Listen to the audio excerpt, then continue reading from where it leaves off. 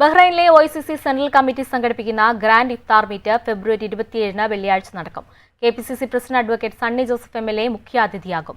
Bahrain കേരളീയ സമാജത്തിൽ വെള്ളി വൈകിട്ട് 4 മുതലാണ് പരിപാടി. ബഹ്റൈൻ OICCയുടെ ചുമതലയുള്ള KPCC general secretary KP Sreekumar ചടങ്ങിൽ സംബന്ധിക്കും.